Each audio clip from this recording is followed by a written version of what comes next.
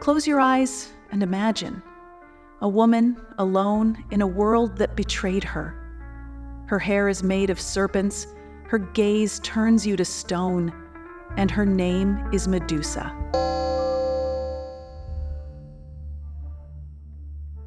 But who was she really? A monster? A victim? Or a rebel laughing in the face of power?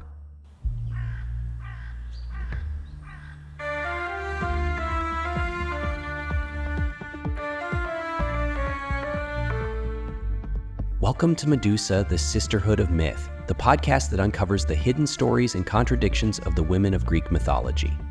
I'm Gabriel. And I'm Georgia. Each week, we'll take you on a journey through Greek myths, reimagined through a modern lens. Together, we'll explore complex female figures who confronted patriarchy in all its contradictions. These are not just characters from the past, but symbols of strength and resilience that still resonate today.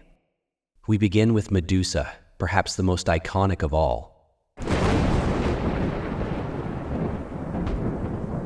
Transformed into a monster, demonized, feared, and ultimately decapitated. But her story hides so much more. It's a tale of rebellion, protection, and transformation. Medusa was the only one of the three Gorgons who was mortal.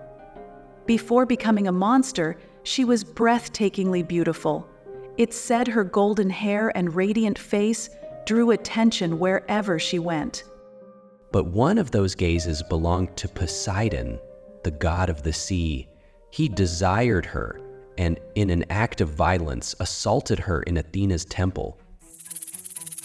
Yet, instead of punishing Poseidon, the blame fell on Medusa. Athena, furious at the desecration of her temple, unleashed her wrath on Medusa, transforming her into a monstrous creature, serpents for hair, and a gaze that turned anyone who looked at her to stone. From that moment, Medusa was condemned to a life of solitude, hidden from the world. But this is only half the story, because her punishment was also her power. And from here, Medusa begins to transform into something much greater. Medusa is a living contradiction, a victim of violence turned into a symbol of fear. But was she truly a monster, or something more? Think about it. Her petrifying gaze isn't just a curse, it's protection.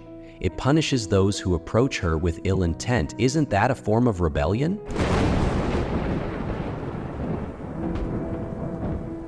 Hélène Cicrus, a feminist philosopher, saw Medusa as a figure of power, a symbol created by patriarchy to represent what it feared most, a woman who refused to submit, who turned her pain into strength. Exactly. Medusa is no longer just a victim. She is the one who says no. No to violence, no to control, no to judgment. And it's no coincidence that her name means protector, even though no one ever protected her.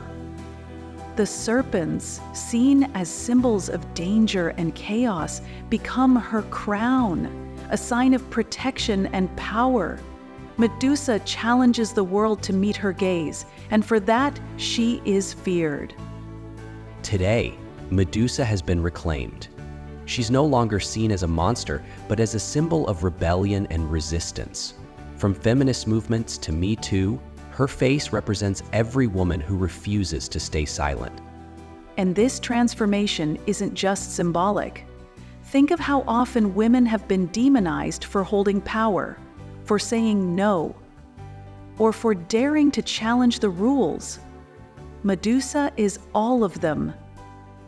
From art to politics, her gaze is no longer something to fear, but an invitation to look beyond patriarchy, beyond violence, beyond the boundaries imposed on us.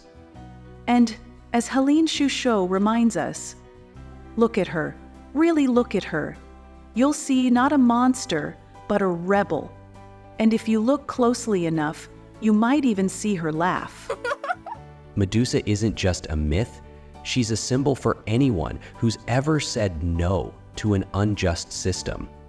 And because of that, her story still speaks to us today. In our next episode, we'll explore Circe, the sorceress who turned men's fears into unstoppable power.